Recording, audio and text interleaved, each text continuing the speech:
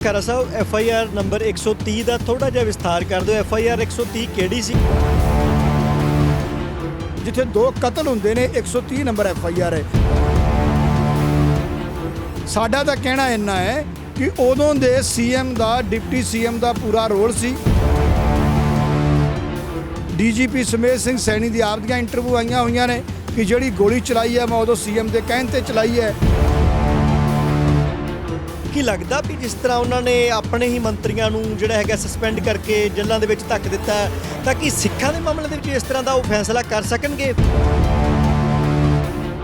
ਸਿੱਖ ਸੰਗਤਾਂ ਨੂੰ ਕੋਈ ਇਨਸਾਫ ਨਹੀਂ ਮਿਲਿਆ ਤਾਂ ਜੋ ਸਰਕਾਰਾਂ ਸੀ ਦੋ ਅਕਾਲੀ ਤੇ ਕਾਂਗਰਸ ਦੀਆਂ ਉਹ ਇਸੇ ਇਸ਼ੂ ਤੇ ਉਹ ਖਤਮ ਹੋ ਗਈਆਂ। ਸਿੱਖ ਸੰਗਤ ਨਾਲ ਜਿਹੜਾ ਵਾਅਦਾ ਕੀਤਾ ਗਿਆ ਸੀ ਪੰਜਾਬ ਦੀ ਆਮ ਆਦਮੀ ਪਾਰਟੀ ਦੀ ਸਰਕਾਰ ਵੱਲੋਂ ਇਹੀ ਰੋਡ ਜਾਮ ਕੀਤਾ ਗਿਆ ਸੀ ਜਿਸ ਦਿਨ ਇਹਨਾਂ ਨੇ ਵਾਅਦਾ ਕੀਤਾ ਵੀ 90 ਦਿਨ ਸਾਨੂੰ ਦਿੱਤੇ ਜਾਣ। ਜੇ ਸੁਮੇਸ਼ ਸਿੰਘ ਸੈਣੀ ਤੀਕਰ ਇਨਵੋਲਵ ਹੋ ਚੁੱਕੇ ਨੇ ਹੁਣ ਕੋਈ ਛੋਟਾ ਮੋਟਾ ਤਾਂ ਆਪਣਾ ਕੋਈ ਮੁਲਜ਼ਮ ਰਹਿ ਨਹੀਂ ਗਿਆ। ਉਦੋਂ ਅਮਰਿੰਦਰ ਸਿੰਘ ਸਰਕਾਰ ਨੇ ਜਾਣ ਬੁੱਝ ਕੇ ਉਸ ਵਕਤ ਦੇ CM ਤੇ ਡਿਪਟੀ CM ਨੂੰ ਬਚਾਇਆ ਸੀ। ਆ ਗੋਲੀकांड ਦਾ ਕੇਸ ਹੈ ਬਹਿਬਲ ਕਲਾਂ, ਇਸ ਦੇ ਵਿੱਚ ਇਨਸਾਫ ਨਹੀਂ ਕਰੇਗੀ ਤਾਂ ਮੈਨੂੰ ਯਕੀਨੀ ਤੌਰ ਤੇ ਲੱਗਦਾ ਵੀ ਰਹਿਣਾ ਹੈ ਸਰਕਾਰ ਦਾ ਵੀ ਕੁਝ। 2015 ਦਾ ਜਿਹੜਾ ਬੇਅਦਬੀ ਮਾਮਲਾ ਉਹ ਅਕਾਲੀ ਭਾਜਪਾ ਸਰਕਾਰ ਦੇ ਵਾਸਤੇ ਇੱਕ ਧੱਬਾ ਹੈਗਾ। ਅਗਰ ਆਮ ਆਦਮੀ ਪਾਰਟੀ ਇਹਨੂੰ ਆਈ ਡਿਲੇ ਕਰਦੀ ਰਹੀ ਜਸਟਿਸ ਨੂੰ ਤਾਂ ਉਹ ਜੇ ਅੱਜ ਤੋਂ 10 ਸਾਲਾਂ ਬਾਅਦ ਜਾ ਕੇ ਜਸਟਿਸ ਮਿਲ ਵੀ ਗਿਆ ਤਾਂ ਫਾਇਦਾ ਕੀ?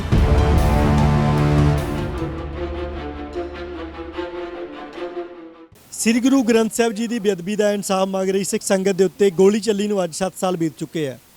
10 ਅਪ੍ਰੈਲ 2022 ਨੂੰ ਆਮ ਆਦਮੀ ਪਾਰਟੀ ਵੱਲੋਂ ਭੇਜੇ ਹੋਏ ਵਕੀਲਾਂ ਦੇ ਵਫਦ ਨੇ ਸਿੱਖ ਸੰਗਤ ਨੂੰ 3 ਮਹੀਨੇ ਦੇ ਲਈ ਹੋਰ ਉਡੀਕ ਕਰਨ ਲਈ ਕਿਹਾ ਤੇ ਇਹ ਵਾਅਦਾ ਕੀਤਾ ਕਿ 10 ਜੁਲਾਈ ਤੱਕ ਨੈਸ਼ਨਲ ਹਾਈਵੇ ਅੰਮ੍ਰਿਤਸਰ ਗੰਗਾ ਨਗਰ ਨੂੰ ਛੱਡ ਦਿੱਤਾ ਜਾਵੇ, ਸੜਕ ਨੂੰ ਖੋਲ੍ਹ ਦਿੱਤਾ ਜਾਵੇ ਤੇ ਜਲਦ ਤੋਂ ਜਲਦ ਤੁਹਾਡੀਆਂ ਮੰਗਾਂ ਪੂਰੀਆਂ ਕਰ ਦਿਆਂਗੇ। ਅੱਜ 10 ਜੂਨ 2022 ਨੂੰ ਐਡਵੋਕੇਟ ਜਨਰਲ ਦੀ ਟੀਮ ਆਮ ਆਦਮੀ ਪਾਰਟੀ ਦੀ ਤਰਫੋਂ ਸਿੱਖ ਸੰਗਤ ਨੂੰ ਮਿਲਣ ਪਹੁੰਚੀ। ਸਾਡੇ ਨਾਲ ਬਹਿਬਲ ਕਲਾਂ ਗੋਲੀकांड ਦੇ ਸ਼ਹੀਦਾਂ ਦੇ ਪਰਿਵਾਰ ਮੌਜੂਦ ਨੇ, ਸਿੱਖ ਜਥੇਬੰਦੀਆਂ ਦੇ ਆਗੂ ਮੌਜੂਦ ਨੇ। ਅਪਡੇਟ ਦੇ ਅਸੀਂ ਗੱਲਬਾਤ ਕਰਾਂਗੇ। ਸਵਾਗਤ ਹੈ ਬਾਬਾ ਜੀ, ਬਾਬਾ ਹਰਦੀਪ ਸਿੰਘ ਜੀ, ਭਾਈ ਸੁਖਰਾਜ ਸਿੰਘ। ਵਾਹਿਗੁਰੂ ਜੀ ਕਾ ਖਾਲਸਾ, ਵਾਹਿਗੁਰੂ ਜੀ ਕੀ ਫਤਿਹ। ਸਭ ਤੋਂ ਪਹਿਲਾਂ ਅਸੀਂ ਸੁਖਰਾਜ ਸਿੰਘ ਜੀ ਤੋਂ ਜਾਣਕਾਰੀ ਲਵਾਂਗੇ ਜਿਹੜੇ ਕਿ ਭਾਈ ਕ੍ਰਿਸ਼ਨ ਭਗਵਾਨ ਸਿੰਘ ਸ਼ਹੀਦ ਦੇ ਪੁੱਤਰ ਨੇ। ਭਾਈ ਗੁਰਜੀਤ ਸਿੰਘ ਦੇ ਪਿਤਾ ਜੀ ਵੀ ਸਾਡੇ ਨਾਲ ਇੱਥੇ ਮੌਜੂਦ ਰਹਿਣਗੇ। ਹਾਂਜੀ ਭਾਈ ਸਾਹਿਬ, ਅੱਜ ਵਕੀਲ ਸਾਹਿਬਾਨ ਆਏ ਸੀ ਐਡਵੋਕੇਟ ਜਨਰਲ ਦੇ ਆਫਿਸ ਚੋਂ, ਅੱਜ ਕੀ ਅਪਡੇਟ ਜਿਹੜੀ ਹੈਗੀ ਹੈ? ਕਿਉਂਕਿ 3 ਮਹੀਨੇ ਦਾ ਸਮਾਂ ਸਰਕਾਰ ਨੇ ਲਿਆ ਸੀ, 2 ਮਹੀਨੇ ਬੀਤ ਚੁੱਕੇ, ਮਹਿਜ 30 ਦਿਨ ਜਿਹੜੇ ਆ ਉਹ ਰਹਿ ਗਏ ਆ। ਬਈ ਅਪਡੇਟ ਤਾਂ ਇਹ ਆ ਵੀ ਜਿਹੜਾ ਆਪਾਂ ਨੂੰ 90 ਦਿਨ ਦਾ ਸਮਾਂ ਦਿੱਤਾ ਹੈ ਆਪਾਂ ਉਹਨਾਂ ਟਾਈਮ ਇਹਨਾਂ ਦੀ ਸੁਣ ਸਕਦੇ ਹਾਂ ਵੀ ਉਹ ਕੀ ਅਪਡੇਟ ਦੇ ਕੇ ਜਾਂਦੇ ਆ, ਕੀ ਕਹਿੰਦੇ ਆ, ਜਾਂ ਉਹਨਾਂ ਨੇ ਕੇਸ ਦੇ ਵਿੱਚ ਕੀ ਆਪਣੀਆਂ ਕਾਰਵਾਈਆਂ ਕੀਤੀਆਂ ਉਹਦੇ ਬਾਰੇ ਉਹ ਦੱਸ ਸਕਦੇ ਆ ਸੰਗਤਾਂ ਨੂੰ। ਪਰ ਅਸੀਂ ਉਹਨਾਂ ਨੂੰ ਇਹ ਕਹਿ ਚੁੱਕੇ ਹਾਂ ਕਿ ਜਿਹੜਾ 2 ਮਹੀਨੇ ਦਾ ਸਮਾਂ ਬੀਤ ਗਿਆ ਉਹਦੇ ਵਿੱਚ ਜਿੰਨੀ ਕਾਰਵਾਈ ਹੋਈ ਹੈ ਠੀਕ ਆ, ਸਿਰ ਮੱਥੇ ਆ, ਪਰ ਜਿਹੜਾ 1 ਮਹੀਨਾ ਰਹਿੰਦਾ ਉਹਦੇ ਵਿੱਚ ਸਾਡੀ ਜਿਹੜੀ ਅਸਲ ਮੁੱਦਿਆਂ ਦੀ ਆ ਗੱਲਬਾਤ ਆ, ਜਿੱਥੇ ਜਾ ਕੇ ਕੇਸ ਖਤਮ ਹੋਣ ਦੀ ਗੱਲ ਹੁੰਦੀ ਆ, ਤੁਸੀਂ ਉਹ ਕਰੋ। 1 ਮਹੀਨੇ ਦੇ ਵਿੱਚ ਜੋ ਕਰਦੇ ਆ ਤਾਂ ਠੀਕ ਆ, ਨਹੀਂ ਸਾਡਾ ਜਿਹੜਾ 91 ਦਿਨ ਦਾ ਉਹ ਸੰਗਤਾਂ ਦੇ ਨਾਲ ਆ, ਜਿਹੜਾ ਇਕੱਠੇ ਕਰਕੇ ਜਿਹੜਾ ਅਗਲਾ ਪ੍ਰੋਟੈਸਟ ਆ ਉਹ ਚਾਹੇ ਰੋਡ ਬੰਦ ਦਾ ਹੋਵੇ, ਚਾਹੇ ਪੰਜਾਬ ਬੰਦ ਦਾ ਹੋਵੇ, ਚਾਹੇ ਕਿਸੇ ਵੀ ਤਰ੍ਹਾਂ ਦਾ ਕੋਈ ਵੀ ਪ੍ਰੋਟੈਸਟ ਹੋਵੇ, ਸੰਗਤਾਂ ਦੇ ਨਾਲ ਰਹਿ ਕਰਕੇ ਜਿਹੜਾ ਉਹ ਲੀਕਿਆ ਜਾਊਗਾ। ਪਰ ਸਾਡੇ ਵੱਲੋਂ ਆ ਜਿਹੜਾ ਉਹ ਸਿਰਫ 90 ਦਿਨ ਤੱਕ ਹੀ ਜਿਹੜਾ ਸਾਇਲੈਂਟ ਰਹਿ ਜਾਊਗਾ। ਉਹਨਾਂ ਨੇ ਅੱਜ ਸਾਨੂੰ ਆ ਦਿਖਾ ਕੇ ਗਏ ਜਿਵੇਂ ਕੋਰਟ ਦਾ ਪੇਪਰ ਆ, ਇਹਨਾਂ ਦੀ ਲਗਾਤਾਰ 6-7 ਦਿਨ ਜਿਹੜੀ ਕੰਟੀਨਿਊ ਬਹਿਸ ਚੱਲੀ ਆ ਉੱਤੇ, ਉਸ ਬਹਿਸ ਦੇ ਜ਼ਰੀਏ ਕਹਿੰਦੇ ਆ ਵੀ ਉਹਦੀ ਇੱਕ ਜਿਹੜਾ ਰਿਜ਼ਲਟ ਆ ਉਹ ਪੈਂਡਿੰਗ ਰੱਖਿਆ ਗਿਆ। ਉਹ ਰਿਜ਼ਲਟ ਆਉਣਾ ਉਹ 4 ਤਰੀਕ ਤੱਕ ਛੁੱਟੀਆਂ ਉਦੋਂ ਤੱਕ ਉਹ ਤੋਂ ਲਿਖਿਆ ਜਾਊਗਾ, ਉਸ ਤੋਂ ਬਾਅਦ ਆਊਗਾ। ਤੇ ਪਰ ਸਾਡਾ ਮੰਨਣਾ ਇਹੀ ਆ ਕਿ 10 ਜੁਲਾਈ ਤੱਕ ਜਿਹੜਾ ਸਮਾਂ ਪੂਰਾ ਹੁੰਦਾ ਉਦੋਂ ਪਹਿਲਾਂ ਬਣਦੀ ਕਾਰਵਾਈ ਦੋਸ਼ੀਆਂ ਤੇ ਹੋਣੀ ਚਾਹੀਦੀ ਆ। ਉਹ ਚਾਹੇ ਕੋਈ ਵੀ ਆ ਤੇ ਚਾਹੇ ਕਿੱਡੇ ਵੀ ਆ, ਸਾਨੂੰ ਅਦਾਲਤੀ ਕਾਰਵਾਈ ਨਾਲ ਕੋਈ ਮਤਲਬ ਨਹੀਂ ਆ, ਕਿਉਂਕਿ ਸਾਨੂੰ ਉਹ ਸਮੇਂ ਨਾਲ ਆ ਜਿਹੜਾ 3 ਮਹੀਨਾ ਦਿੱਤਾ ਹੋਇਆ ਤੇ 3 ਮਹੀਨਿਆਂ ਦੇ ਸਮੇਂ ਤੱਕ ਹੀ ਅਸੀਂ ਸ਼ਾਂਤਮਈ ਆ ਜੀ। ਤਾਂ ਬਿਲਕੁਲ 3 ਮਹੀਨੇ ਦਾ ਸਮਾਂ ਜਿਹੜਾ ਹੈਗਾ ਉਹ ਐਡਵੋਕੇਟ ਜਨਰਲ ਦੀ ਟੀਮ ਜਿਹੜੀ ਆਮ ਆਦਮੀ ਪਾਰਟੀ ਦੀ ਸਰਕਾਰ ਦੀ ਤਰਫੋਂ ਆਈ ਸੀ, ਉਸ ਵਕਤ ਤੁਸੀਂ ਸੜਕ ਜਾਮ ਕੀਤੀ। ਕੁਝ ਲੋਕ ਕਹਿ ਰਹੇ ਸੀ ਵੀ ਅਜੇ ਸਮਾਂ ਦਿੱਤਾ ਜਾਵੇ ਸਰਕਾਰ ਨੂੰ, 3 ਮਹੀਨੇ ਕਾਫੀ ਹੁੰਦੇ ਆ। ਔਰ 3 ਮਹੀਨੇ ਤੁਸੀਂ ਨਹੀਂ, ਸਰਕਾਰ ਨੇ ਤੁਹਾਨੂੰ ਕਿਹਾ ਸੀ ਕਿ ਵੀ ਸਾਨੂੰ 3 ਮਹੀਨੇ ਦਾ ਸਮਾਂ ਦਿਓ। ਤਾਂ ਅੰਦਾਜ਼ਾ ਹੈ ਵੀ ਜਿਹੜੇ 30 ਦਿਨ ਪੈਂਡਿੰਗ ਹੈਗੇ ਉਹਦੇ 'ਚ ਕੁਛ ਨਾ ਕੁਛ ਜਿਹੜਾ ਹੈ ਤਨਪੱਤਨ ਗੱਲਬਾਤ ਲੱਗੇਗੀ ਜਿਹੜੀ ਉਹ ਜਾਣਕਾਰੀ ਦੇ ਕੇ ਜਾਂਦੇ ਹਰ ਮਹੀਨੇ ਆਉਂਦੇ। ਬਾਈ ਦੇਖੋ, ਲਾਉਣੀ ਚਾਹੀਦੀ ਉਹਨਾਂ ਲਈ ਜ਼ਰੂਰੀ ਆ, ਕਿਉਂਕਿ ਪੰਜਾਬ ਦੇ ਲੋਕਾਂ ਨੇ 2 ਸਰਕਾਰਾਂ ਦੇ ਮੂੰਹ ਮੋੜਤੇ ਆ। ਤੁਸੀਂ ਦੇਖੋ ਵੀ ਹਾਸ਼ੀਏ ਤੇ ਜਾ ਚੁੱਕੀਆਂ ਜਿਹੜੀਆਂ ਆਪਣੇ ਆਪ 'ਚ ਰਾਜ ਕਰਨ ਵਾਲੀਆਂ ਪਾਰਟੀਆਂ ਸੀਗੀਆਂ। ਇਸ ਇਸ਼ੂ ਨੂੰ ਲੈ ਕੇ ਪੰਜਾਬ ਦੀ ਸਿਆਸਤ ਦੇ ਵਿੱਚ ਇਸ ਤਰ੍ਹਾਂ ਦਾ ਭੁਚਾਲ ਗੁਰੂ ਸਾਹਿਬ ਦੀ ਬੇਅਦਬੀ ਨੂੰ ਲੈ ਕੇ ਆਇਆ ਕਿ ਜਿਹੜੇ ਕਦੇ ਸੋਚਦੇ ਨਹੀਂ ਸੀ ਸੀਟ ਹਾਰਨਗੇ, ਘਰੇ ਬੈਠੇ ਜਿੱਤਣ ਦੀਆਂ ਗੱਲਾਂ ਕਰਦੇ ਸੀ, ਉਹ ਚਾਹੇ ਕੈਪਟਨ ਆ ਚਾਹੇ ਬਾਦਲ ਆ। ਤੇ ਚਾਹੇ ਚੰਨੀ ਵਰਗੇ ਜਾਂ ਜੋ ਵੀ ਵੱਡੇ ਚਿਹਰੇ ਸੀਗੇ ਇਹਨਾਂ ਦੇ, ਉਹ ਸਾਰੇ ਅੱਜ ਹਾਰੇ ਹੋਏ ਆ। ਕਿਉਂ? ਕਿਉਂਕਿ ਗੁਰੂ ਸਾਹਿਬ ਦੀ ਬੇਅਦਬੀ ਦਾ ਇਨਸਾਫ ਉਹਨਾਂ ਸਰਕਾਰਾਂ ਪਾਸੋਂ ਨਹੀਂ ਮਿਲਿਆ। ਤਾਂ ਉਸੇ ਤਰ੍ਹਾਂ ਇਹ 7 ਸਾਲ ਤੋਂ ਲਗਾਤਾਰ ਕਹਿੰਦੇ ਆਏ ਆ, ਚਾਹੇ MP ਰਹੇ ਆ, ਅੱਜ ਦੇ ਮੌਜੂਦਾ CM ਆ ਜਿਹੜੇ, ਤੇ ਬਾਕੀ ਜਾਨ ਜਿਹੜੇ MLA ਆ 2017 ਦੇ ਵਿੱਚ ਬਣੇ ਸੀ, ਉਹ MLA ਰਹੇ ਆ, ਤਾਂ ਉਹ ਕਹਿੰਦੇ ਆਏ ਆ ਕਿ ਜਦੋਂ ਸਾਨੂੰ ਗੁਰੂ ਮਹਾਰਾਜ ਨੇ ਤਾਕਤ ਬਖਸ਼ੀ ਤਾਂ ਇਹ ਦਿਨਾਂ ਦੇ ਵਿੱਚ ਅਸੀਂ ਹੱਲ ਕਰਾਂਗੇ। ਵੋਟਾਂ ਤੋਂ ਪਹਿਲਾਂ ਇਹਨਾਂ ਦੇ ਕੌਮੀ ਕਨਵੀਨਰ ਵੀ ਕਹਿ ਕੇ ਜਾਂਦੇ ਆ ਕਿ 24 ਘੰਟੇ 'ਚ ਮਸਲਾ ਹੱਲ ਹੋ ਸਕਦਾ। ਤੇ ਆਪਾਂ ਦੇਖ ਰਹੇ ਹਾਂ, ਚਲੋ ਨਵੀਂ ਸਰਕਾਰ ਆ, ਕਹਿੰਦੇ ਗੱਡੀ ਲੀਹ ਤੇ ਚੜ੍ਹਨ ਨੂੰ ਟਾਈਮ ਲੱਗਦਾ, ਉਸ ਤਰ੍ਹਾਂ ਉਹਨਾਂ ਨੇ ਸਮਾਂ ਜਿਹੜਾ ਸੰਗਤਾਂ ਵੱਲੋਂ ਮੰਗਿਆ ਸੀਗਾ ਵੀ ਸਾਨੂੰ 3 ਮਹੀਨੇ ਸਮਾਂ ਦਿੱਤਾ ਜਾਵੇ, ਅਸੀਂ ਉਹਦੇ ਵਿੱਚ ਇਸ ਮਸਲੇ ਨੂੰ ਜੜ ਤੋਂ ਖਤਮ ਕਰਾਂਗੇ। ਸੋ ਉਸ ਲੜੀ ਦੇ ਤਹਿਤ ਸੰਗਤਾਂ ਨੇ ਉਹਨਾਂ 'ਤੇ ਯਕੀਨ ਕੀਤਾ, 3 ਮਹੀਨਿਆਂ ਦਾ ਸਮਾਂ ਦਿੱਤਾ, ਜਿਹਦੇ ਨਾਲ ਗੁਰੂ ਮਹਾਰਾਜ ਵੱਲੋਂ ਸੇਵਾ ਜਿਹੜੀ ਬਖਸ਼ੀ ਹੋਈ ਆ, ਮੋਰਚਾ ਜਿਹੜਾ ਨਿਰੰਤਰ ਜਾਰੀ ਆ, ਸੰਗਤਾਂ ਦਾ ਮੋਰਚਾ, ਤੇ ਮੋਰਚਾ ਉਹਨਾਂ ਟਾਈਮ ਚੱਲੂਗਾ ਜਿੰਨਾ ਟਾਈਮ ਇਸ ਮਸਲੇ ਦਾ ਹੱਲ ਨਹੀਂ ਹੁੰਦਾ। ਆਪਾਂ ਉਹਨਾਂ ਨੂੰ ਟਾਈਮ ਦੇ ਕੇ ਜਾਂ ਉਹਨਾਂ ਦੇ ਭਰੋਸੇ 'ਚ ਆ ਕੇ ਕਿਤੇ ਗਏ ਨਹੀਂ ਆ। ਜਿਹੜੀਆਂ ਪਹਿਲਾਂ ਗਲਤੀਆਂ ਹੋ ਚੁੱਕੀਆਂ ਦੁਬਾਰਾ ਨਹੀਂ ਦੁਹਰਾਈਆਂ ਰਹੀਆਂ। ਉਹ ਉਸ ਕੋਸ਼ਿਸ਼ ਦੇ ਤਹਿਤ ਜਿਹੜੇ 2 ਮਹੀਨੇ ਟੱਪ ਗਏ ਆ, 1 ਮਹੀਨਾ ਰਹਿ ਗਿਆ। 1 ਮਹੀਨੇ ਦੇ ਵਿੱਚ ਜਿਵੇਂ ਸੰਗਤਾਂ ਬਾਬਾ ਜੀ ਹਮੇਸ਼ਾ ਸਾਡੇ ਨਾਲ ਹੀ ਹੁੰਦੇ ਆ, ਜਾਂ ਹੋਰ ਸਾਰੀਆਂ ਜਥੇਬੰਦੀਆਂ ਦਾ ਇੱਥੇ ਜਿਨ੍ਹਾਂ ਦਾ ਸਹਿਯੋਗ ਆ, ਸਾਰਿਆਂ ਦੇ ਨਾਲ ਇੱਕ ਰਾਏ ਮਸ਼ਵਰਾ ਕਰਕੇ ਜਿਹੜਾ ਅਗਲਾ ਵੱਡਾ ਪ੍ਰੋਗਰਾਮ ਉਹ ਲਿਖਿਆ ਜਾਊਗਾ ਤੇ ਪੂਰੇ ਪੰਜਾਬ ਦੇ ਵਿੱਚ ਲਾਗੂ ਹੋਊਗਾ। ਇੱਕ ਗੱਲ ਇਹ ਕਹਿ ਦਈਏ ਕਿ ਸ਼ਾਂਤਮਈ ਸਾਨੂੰ 7 ਸਾਲ ਹੋ ਗਏ ਚੱਲੀ ਜਾਂਦਿਆਂ ਨੂੰ, ਸ਼ਾਂਤਮਈ ਕਰਦੇ ਆ, ਅਸੀਂ ਸਮਾਂ ਦੇ ਦਿੰਦੇ ਆ, ਸ਼ਾਂਤਮਈ ਕਰਦੇ ਆ, ਇਹ ਰਾਜਨੀਤੀ ਕਰ ਜਾਂਦੇ ਆ, ਤਾਂ ਉਹਨੂੰ ਗਰੇਜ ਕਰਨ ਲਈ ਕਿਤੇ ਨਾ ਕਿਤੇ ਸਾਨੂੰ ਥੋੜਾ ਸਖਤ ਵੀ ਹੋਣਾ ਪਊਗਾ। ਤਾਂ ਮੈਂ ਇੱਥੇ ਇੱਕੋ ਬੇਨਤੀ ਕਰਦਾ ਪੰਜਾਬ ਦੇ ਲੋਕਾਂ ਨੂੰ, ਉਹਨਾਂ ਸਿੱਖ ਸੰਗਤਾਂ ਨੂੰ ਜਿਹੜੇ ਗੁਰੂ ਸਾਹਿਬ ਦੀ ਬੇਅਦਬੀ ਦਾ ਦਰਦ ਸਮਝਦੇ ਆ, ਕਿ ਘੱਟੋ ਘੱਟ ਅਸੀਂ ਇਸ ਮਸਲੇ ਤੇ ਤਾਂ ਇਕਸੁਰ ਹੋਈਏ। ਬੇਅਦਬੀ ਸਾਡੇ ਲਈ ਬਹੁਤ ਵੱਡਾ ਦਿਖਾਂਤ ਆ, ਜਿਹੜੇ ਗੁਰੂ ਅੱਗੇ ਸਾਡਾ ਸਿਰ ਝੁਕਦਾ, ਅਸੀਂ ਉੱਥੋਂ ਕੁਝ ਮੰਗਣ ਜਾਂਦੇ ਆ, ਤੇ ਅੱਜ ਜਦੋਂ ਅਸੀਂ ਉੱਥੇ ਗੁਰਦੁਆਰਾ ਸਾਹਿਬ ਜਾਂਦੇ ਆ ਜਾਂ ਸਿਰ ਝੁਕਾਉਂਦੇ ਆ, ਤਾਂ ਇੱਕ ਖਿਆਲ ਮਨ 'ਚ ਆਉਂਦਾ ਕਿ ਇਸ ਗੁਰੂ ਦੀ ਬੇਅਦਬੀ ਜਿਹੜੀ ਹੋਈ ਆ, ਇਸ ਦੇ ਅੰਗ ਗਲੀਆਂ 'ਚ ਖਿਲਾਰੇ ਗਏ ਆ, ਤਾਂ ਉਹਦੇ ਇਨਸਾਫ ਲਈ ਅਸੀਂ ਕੀ ਕੀਤਾ, ਉਹਦੇ ਲਈ ਅਸੀਂ ਕਿੰਨੇ ਕੁ ਇਕੱਠੇ ਹੋਏ ਆ। ਤੇ ਮੰਗਣ ਤਾਂ ਅਸੀਂ ਅੱਜ ਵੀ ਤੁਰੇ ਫਿਰਦੇ ਆ, ਪਰ ਉਹਦੀ ਕਿਰਪਾ ਅਪਾਰ ਆ, ਉਹ ਸਰਬ ਕਲਾ ਸਮਰੱਥ ਹੈ, ਤੇ ਉਹ ਸਾਨੂੰ ਦੇਣ ਤੋਂ ਗਰੇਜ ਨਹੀਂ ਕਰਦਾ। ਪਰ ਸਾਡਾ ਕਿਤੇ ਨਾ ਕਿਤੇ ਇਖਲਾਕੀ ਫਰਜ਼ ਬਣਦਾ ਕਿ ਅਸੀਂ ਇਸ ਵਿਸ਼ੇ ਦੇ ਉੱਤੇ ਇਕੱਠੇ ਹੋਈਏ, ਇਹਨਾਂ ਸਰਕਾਰਾਂ ਨੂੰ, ਇਹਨਾਂ ਸਿਸਟਮ ਨੂੰ ਦੱਸ ਸਕੀਏ ਕਿ ਜਦੋਂ ਸਾਡੇ ਧਰਮ ਤੇ ਸਾਡੇ ਇਸ 'ਤੇ ਗੱਲ ਆਊਗੀ ਤਾਂ ਅਸੀਂ ਆਪਾਂ ਵਾਰਨ ਤੱਕ ਜਾਂਦੇ ਆ, ਤੇ ਉਹ ਵਾਰਨ ਲਈ ਸਾਨੂੰ ਇਕੱਠੇ ਹੋਣਾ ਪਊਗਾ। ਤਾਂ ਇਹ ਸਨ ਸੁਖਰਾਜ ਸਿੰਘ, ਜਿਹੜੇ ਕ੍ਰਿਸ਼ਨ ਭਗਵੰਤ ਸਿੰਘ ਜੀ ਦੇ ਸਪੁੱਤਰ ਹੈਗੇ। ਜਾਣਕਾਰੀ ਵੀ ਉਹਨਾਂ ਨੇ ਦਿੱਤੀ ਹੈ ਔਰ ਸਿੱਖ ਸੰਸਥਾਵਾਂ 'ਚ ਵਿਚਰਦੇ ਰਹਿੰਦੇ ਆ। ਅਗਲੀ ਪਲੈਨਿੰਗ ਜਿਹੜੀ ਹੈਗੀ ਹੈ, ਉਹਨਾਂ ਨੇ ਇਸ਼ਾਰਾ ਮਾਤਰ ਉਹ ਵੀ ਸਮਝਾਈ ਹੈ ਕਿ ਲਗਾਤਾਰ 7 ਸਾਲ ਤੋਂ ਜਿਹੜਾ ਹੈਗਾ ਉਹ ਸ਼ਹੀਦਾਂ ਦਾ ਪਰਿਵਾਰ ਜਿਹੜਾ ਕਦੇ ਕਿਤੇ ਕਿਸੇ ਸਰਕਾਰ ਦੇ ਕੋਲ ਦਫ਼ਤਰਾਂ ਦੇ ਵਿੱਚ ਲਗਾਤਾਰ ਜਿਹੜਾ ਉਹ ਚੱਕਰ ਕੱਟਦਾ ਰਿਹਾ। ਸਾਡੇ ਨਾਲ ਬਾਬਾ ਹਰਦੀਪ ਸਿੰਘ ਮੌਜੂਦ ਨੇ, ਦਲ ਖਾਲਸਾ ਦੇ। 2015 ਤੋਂ ਲੈ ਕੇ ਲਗਾਤਾਰ ਇਹਨਾਂ ਨੇ ਅੱਖੀ ਦੇਖਿਆ ਹੈਗਾ, ਸ਼ਹੀਦਾਂ ਦੇ ਸੰਸਕਾਰ ਸਮੇਂ ਮੌਜੂਦ ਸੀ, ਸਰਕਾਰਾਂ ਦੇ ਵਾਅਦੇ ਵੀ ਦੇਖੇ ਹੈਗੇ ਆ, ਲਾਰੇ ਵੀ ਝੱਲੇ ਆ। ਬਾਬਾ ਜੀ, ਤੁਹਾਨੂੰ ਕਿਸ ਤਰ੍ਹਾਂ ਲੱਗਦਾ 30 ਦਿਨ ਜਿਹੜਾ ਹੈਗਾ ਆਮ ਆਦਮੀ ਪਾਰਟੀ ਸਰਕਾਰ ਦੇ ਵੱਲੋਂ ਜਿਹੜੇ ਮੰਗੇ ਗਏ ਸੀ ਉਹਨਾਂ 'ਚੋਂ ਪੈਂਡਿੰਗ ਹੈਗੇ ਆ, ਕੀ ਲੱਗਦਾ ਵੀ ਕਿਸ ਤਰ੍ਹਾਂ ਦੀ ਕਾਰਵਾਈ ਜਿਹੜੀ ਹੋ ਸਕਦੀ? ਜਿਹੜੇ ਸਰਕਾਰ ਨੇ 3 ਮਹੀਨਿਆਂ ਦਾ ਸਮਾਂ ਮੰਗਿਆ ਸੀ ਨਾ, ਸੰਗਤਾਂ ਨੇ ਸਾਰੀਆਂ ਨੇ ਵਿਚਾਰ ਕਰਕੇ ਸੋਚ ਕੇ ਦਿੱਤਾ ਸੀ ਵੀ ਚਲੋ ਇਹ ਨਵੀਂ ਸਰਕਾਰ ਆਈ ਆ, ਕਿਉਂਕਿ ਇਹਨਾਂ ਦਾ ਕੋਈ ਲੰਮਾ ਸਮਾਂ ਰਾਜ ਨਹੀਂ ਸੀ ਚੱਲਿਆ, ਨਾ ਹੀ ਪਹਿਲੋਂ ਰਾਜ ਆਇਆ ਸੀ, ਤੇ ਇਹਨਾਂ ਤੋਂ ਉਮੀਦ ਸੀ ਕਿ ਇਹ ਕੁਝ ਕਰਨਗੇ। ਤੇ ਹੁਣ ਵੀ ਉਮੀਦ ਹੈਗੀ ਆ। ਜੋ 2 ਮਹੀਨੇ ਹੋ ਗਏ ਲੰਘ ਚੁੱਕੇ ਆ, 1 ਮਹੀਨਾ ਬਾਕੀ ਆ, ਉਹਦੇ ਵਿੱਚ ਜੋ ਆ ਕੇ ਸਾਨੂੰ ਤਕਰੀਬਨ ਹਰ ਮਹੀਨੇ 2 ਮਹੀਨੇ 'ਚ 3 ਵਾਰੀ ਆ ਗਏ ਨੇ, ਤੇ ਉਹਨਾਂ ਨੇ ਆ ਕੇ ਜਿਹੜੇ ਵੀ ਜਿੰਨੀ ਵੀ ਪਿੱਛੇ ਕਾਰਵਾਈ ਕੋਰਟ ਦੀ ਹੋਈ ਆ, ਉਹ ਸਾਰੀ ਸੰਗਤਾਂ ਨਾਲ ਸਾਂਝੀ ਕੀਤੀ ਆ, ਤੇ ਉਮੀਦ ਲੱਗਦੀ ਆ ਸਾਨੂੰ ਕਿ ਕੁਛ ਨਾ ਕੁਛ ਜ਼ਰੂਰ ਉਹ ਜਿਹੜੇ ਬਾਕੀ 30 ਦਿਨ ਦੇ ਵਿੱਚ ਆ, ਉਹਦੇ ਵਿੱਚ ਕੋਈ ਨਾ ਕੋਈ ਸਾਨੂੰ ਰਿਜ਼ਲਟ ਦੇਣਗੇ। ਬਾਬਾ ਜੀ, ਕੁਛ ਜਿੱਦਾਂ ਕੇਸ ਦੇ ਵਿੱਚ ਛੋਟੇ ਸਟੈਪ ਹੈਗੇ ਆ, ਪ੍ਰੇਮੀਆਂ ਦੀਆਂ ਜਿਹੜੀਆਂ ਹੈਗੀਆਂ ਉਹ ਕੇਸਾਂ ਦੀ ਕਾਰਵਾਈ ਨੂੰ ਅੱਗੇ ਤੋਰਨਾ, ਕੁਛ ਛੋਟੇ ਪੁਲਿਸ ਅਧਿਕਾਰੀਆਂ ਦੀ ਕਾਰਵਾਈ ਨੂੰ ਅੱਗੇ ਤੋਰਨਾ, ਕੁਛ ਵੱਡੇ ਸਟੈਪ ਨੇ ਜਿੱਦਾਂ ਸੁਮੇਧ ਸੈਣੀ ਦੇ ਖਿਲਾਫ, ਜਾਂ ਉਸ ਵਕਤ ਦੀ ਸਰਕਾਰ ਦਾ CM ਹੋਵੇ, ਡਿਪਟੀ CM ਹੋਵੇ, ਜਾਂ ਕੁਛ ਗ੍ਰਹਿ ਮੰਤਰੀ ਹੋਵੇ, ਉਹਨਾਂ ਦੇ ਜੇ ਨਾਮ ਵਿੱਚ ਇਨਵੋਲਵ ਹੁੰਦੇ ਆ ਜਾਂ ਇਨਵੋਲਵ ਕਰਦੇ ਨੇ, ਬਹੁਤ ਵੱਡਾ ਸਟੈਪ ਹੈਗਾ। ਕੀ ਲੱਗਦਾ ਵੀ ਆਮ ਆਦਮੀ ਪਾਰਟੀ ਐਡਾ ਵੱਡਾ ਸਟੈਪ ਚੁੱਕ ਸਕੂਗੀ? ਦੇਖੋ, ਆਮ ਆਦਮੀ ਪਾਰਟੀ ਨੇ ਆਪਦੇ ਕੋਲੋਂ ਕੁਝ ਨਹੀਂ ਚੱਕਣਾ, ਕਿਉਂਕਿ ਇਹ ਉਸ ਲੜੀ ਦੇ ਵਿੱਚ ਲੋਕ ਆਉਂਦੇ ਨੇ, ਇਹ ਚਾਹੇ ਛੋਟੇ ਨੇ ਚਾਹੇ ਵੱਡੇ ਨੇ, ਉਹਦੇ 'ਚ ਚਾਹੇ ਸਰਕਾਰੀ ਬੰਦਾ, ਕੋਈ ਮੁਲਾਜ਼ਮ ਆ, ਰਾਜਨੀਤਿਕ ਬੰਦਾ, CM ਆ, ਚਾਹੇ ਡਿਪਟੀ CM ਆ, ਕੋਈ ਵੀ ਆ, ਇਸ ਕੇਸ ਦੇ ਵਿੱਚ ਇਨਵਾਲਵ ਨੇ ਜਿਹੜੇ, ਉਹ ਸਾਰੇ ਲੋਕ ਇਹਦੇ ਵਿੱਚ ਆਉਣਗੇ। ਉਹ ਆਮ ਆਦਮੀ ਪਾਰਟੀ ਨੇ ਨਹੀਂ ਲਿਆਉਣੇ, ਉਹ ਤਾਂ ਉਸ ਲੜੀ ਦੇ ਵਿੱਚ ਆਉਂਦੇ ਨੇ। ਉਹਨਾਂ 'ਤੇ ਸਿਰਫ ਇੱਕ ਅਸੀਂ ਮੋਰਚਾ ਲਾਇਆ, ਉਹਨਾਂ ਨੂੰ ਨੰਗਿਆਂ ਕੀਤਾ ਹੈ, ਤੇ ਉਹਨਾਂ ਨੇ ਤੇ ਸਰਕਾਰ ਨੇ ਹੁਣ ਉੱਤੇ ਕਾਰਵਾਈ ਬਣਦੀ ਕਰਨੀ ਆ। ਉਹਨਾਂ ਨੇ ਆਪਦੇ ਕੋਲੋਂ ਕੁਝ ਨਹੀਂ ਕਰਨਾ। ਉਹਨਾਂ ਨੇ ਲੱਗਦਾ ਵੀ ਕਾਰਵਾਈ ਦੀ ਉਮੀਦ ਹੈ ਕਿਉਂਕਿ ਕੈਪਟਨ ਅਮਰਿੰਦਰ ਸਿੰਘ ਨੇ ਤੇ ਸਹੁੰ ਤੱਕ ਖਾ ਲਈ ਸੀ ਮੈਂ 4 ਹਫ਼ਤੇ 'ਚ ਕਰ ਦੂੰਗਾ। ਹਾਲਾਂਕਿ ਚਲੋ ਉਮੀਦ ਅਸੀਂ ਵੀ ਰੱਖਦੇ ਹਾਂ। ਅੱਜ ਉਹਨਾਂ ਦੇ ਜਿਹੜੇ ਹਾਵ ਭਾਵ ਹੈਗੇ, ਗੱਲਬਾਤ ਕਰਨ ਦਾ ਤਰੀਕਾ ਹੈਗਾ, ਬੜਾ ਖੁੱਲ੍ਹਦਿਲੀ ਨਾਲ ਜਿਹੜਾ ਐਡਵੋਕੇਟ ਜਨਰਲ ਦੇ ਵਕੀਲਾਂ ਨੇ ਕਿਹਾ ਵੀ ਅਸੀਂ ਇੱਥੇ ਹੀ ਹਾਂ। ਔਰ ਵੱਡੀ ਗੱਲ ਉਹਨੇ ਕਹੀ ਵੀ ਅਸੀਂ ਵੀ ਤੁਹਾਡੇ ਨਾਲ ਹੀ ਹੋਵਾਂਗੇ, ਅਸੀਂ ਵੀ ਸਿੱਖ ਪਰਿਵਾਰਾਂ 'ਚੋਂ ਹੀ ਹਾਂ। ਪਹਿਲੇ ਦਿਨ ਵੀ ਉਹਨਾਂ ਨੇ ਇਹ ਗੱਲ ਕਹੀ ਸੀਗੀ। ਤਾਂ ਕਾਨੂੰਨੀ ਪ੍ਰਕਿਰਿਆ ਜਿਹੜੀ ਪਿਛਲੇ ਕੁਝ ਦਿਨਾਂ ਦੇ ਵਿੱਚ ਲਗਾਤਾਰ ਬਹਿਸਾਂ ਹੋਈਆਂ ਨੇ ਅਦਾਲਤਾਂ ਦੇ ਵਿੱਚ, ਤਾਂ ਹੁਣ ਤੋਂ ਅੰਦਾਜ਼ਾ ਹੈ ਵੀ ਤੇਜ਼ੀ ਨਾਲ ਕੰਮ ਚੱਲ ਰਿਹਾ। ਦੇਖੋ ਜਿਹੜੀ ਉਹ ਲਿਸਟ ਦਿਖਾ ਕੇ ਗਏ ਆ ਨਾ, ਜਿਹੜੀ ਕੋਰਟ ਦੇ ਆਰਡਰ ਆ, ਉਹ 8-9 ਦਿਨ ਲਗਾਤਾਰ ਇਹਨਾਂ 6 ਕੇਸਾਂ ਦੇ ਉੱਤੇ ਬਹਿਸ ਹੁੰਦੀ ਰਹੀ ਉੱਥੇ ਕੋਰਟ ਦੇ ਵਿੱਚ। ਮਹੀਨੇ ਵਾਲਾ ਕੰਮ ਸੀ ਜਿਹੜਾ ਦਿਨਾਂ 'ਚ ਤੇ ਜਿਹੜਾ ਕਈ ਦਹਾਕਿਆਂ 'ਚ ਨਹੀਂ ਨਿਬੜਿਆ, ਜਿਵੇਂ ਸਾਡਾ ਨਕੋਦਰ ਵਾਲਾ ਕੇਸ ਸੀ, ਉਹਨੂੰ 40 ਸਾਲ ਹੋਣ ਵਾਲੇ ਨੇ, ਉੱਤੇ ਅਜੇ ਤੱਕ ਸਿੱਟਾਂ ਹੀ ਬਣਦੀਆਂ ਆਈਆਂ ਨੇ। ਤੇ ਇਹ ਤਾਂ ਹੁਣ ਉਹਨਾਂ ਨੇ 2 ਮਹੀਨਿਆਂ ਦੇ ਵਿੱਚ ਕਾਫੀ ਕੰਮ ਜਿਹੜਾ ਕੀਤਾ ਆ। ਸਾਡੀ ਵੀ ਕੁਛ ਨਾ ਕੁਛ ਤਸੱਲੀ ਤਾਂ ਉੱਤੇ ਹੋਈ ਆ।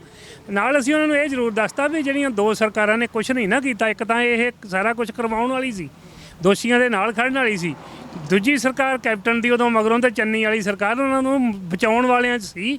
ਤੇ ਉਹ ਅੱਜ ਹਾਸੀਏ ਤੇ ਵੀ ਨਹੀਂ ਰਹਿ ਗਏ, ਸਮਝੇ ਕਿਸਮ ਦੇ ਖਤਮ ਹੋ ਗਏ ਨੇ।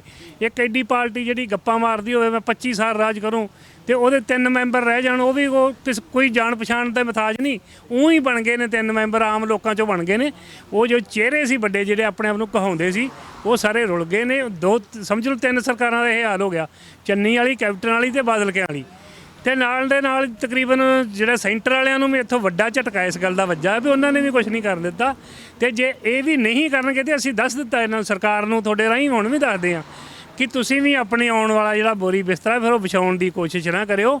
ਇੱਥੋਂ ਤੁਹਾਨੂੰ ਅਲਵਿਦਾ ਹੀ ਹੋਣਾ ਪਊਗਾ ਮੁੜ ਕੇ, ਜੇ ਅੱਜ ਤੁਸੀਂ ਸੰਗਤਾਂ ਦੀਆਂ ਭਾਵਨਾਵਾਂ ਨਾਲ ਖਿਲਵਾੜ ਕਰਦੇ ਜੇ, ਗੁਰੂ ਗ੍ਰੰਥ ਸਾਹਿਬ ਦੀ ਬੇਅਦਬੀ ਦੇ ਉੱਤੇ ਰਾਜਨੀਤੀ ਕਰਦੇ ਜੇ, ਸ਼ਹੀਦਾਂ ਦੇ ਸਿਵਿਆਂ ਦੇ ਉੱਤੇ ਰਾਜਨੀਤੀ ਕਰਦੇ ਜੇ, ਤੇ ਤੁਹਾਡੇ ਵਾਸਤੇ ਵੀ ਕੋਈ ਜਗ੍ਹਾ ਨਹੀਂ ਹੋਊਗੀ।